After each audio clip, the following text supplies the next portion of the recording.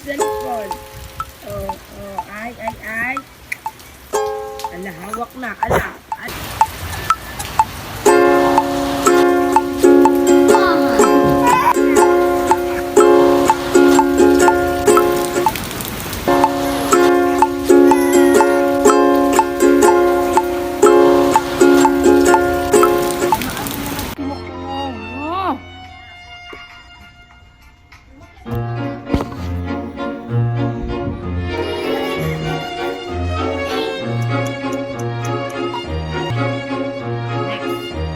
So yun na nga mga guys, no, ayun na nga ang buhay ng tao. Ayun, nagbo-voice ano lang ako kasi medyo busy at yun, ang ginawa ko lang naman muna, nag-voice lang ako para maka-upload kami ng video, update lang tungkol kay AA doon sa apo ko. Yun mga guys, sana huwag niyong kalimutan i-subscribe ang channel namin.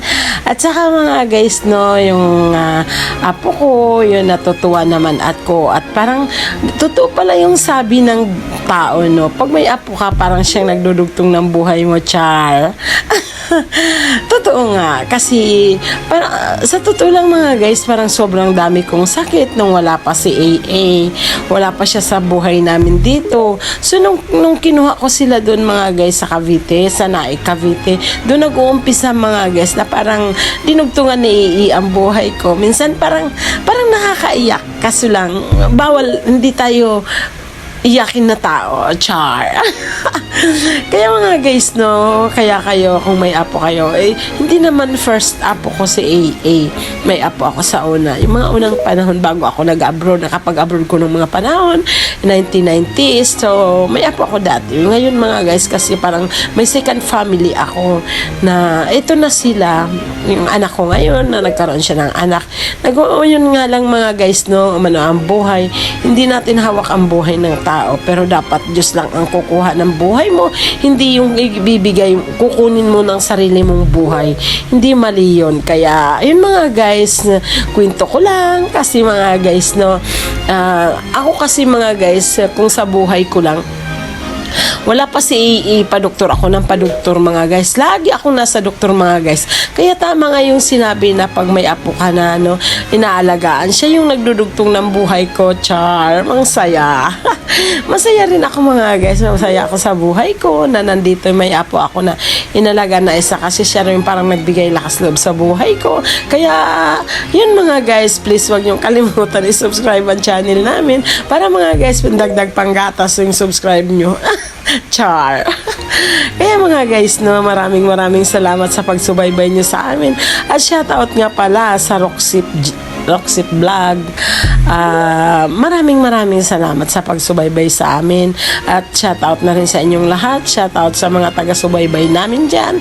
Maraming salamat. Sana hindi kayo magsasawa sa pagsubaybay sa channel namin. At mga guys, please wag kalimutan mag-comment, like, subscribe, at na rin notification bell para updated sa mga video na susunod na i-upload namin. Wag niyong kalimutan mga guys. Maraming salamat. At mga guys, sa pagsikapan ko na maka-upload ako para sa inyo. At sana yung mga guys, laging nandyan kayo sa amin. At maraming salamat. See you next vlog. Bye-bye!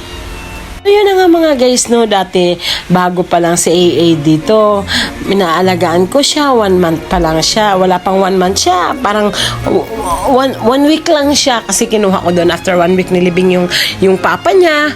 So dito siya inaalagaan ko, sobrang saya ko kahit paano. 1 week pa lang siya noon mga guys. So ngayon mga guys, no, alam nyo ba kung ilang buwan na siya? 7-month-old. Marunong na siyang gumapang, marunong na siyang tumayo-tayo, hindi katulad dati. Ayun na nga mga guys, hindi naman sa bagay nga naman, hindi naman yan na hindi lalaki talaga. Kaya ngayon mga guys, sobrang saya ko, gumagapang na siya. Dati kasi mga guys, nakahiga lang, higa tulog siya. Malaki na siya ngayon, hindi lang ako nakapag video dati nung malit pa siya na hawak ko kasi sobrang busy ko, hindi ko kaya pagsabayin magbablog ako, ibablog ko tapos nandyan siya, hindi ko kaya yun. So ngayon kasi mga guys, medyo nakakaluwag-luwag na malaki na siya. So dapat nga nung one week pa lang siya, binablog ko na yun. So mas better na ngayon na ibablog ko siya kasi medyo malaki na siya, marunong na siyang tumawa. Kaya yun mga guys, maraming salamat sa pagsubaybay niyo sa video namin. Kaya so mga guys, no, pagpasensyahan niyo na ako kasi minsan mali-mali yung sinabi ko, char. Hindi ko alam minsan magsalita. Ganun talaga siguro mga guys, no. Maraming salamat sa inyong lahat. So see you next vlog. Cellphone. Ay. Ala, hawak na, ala.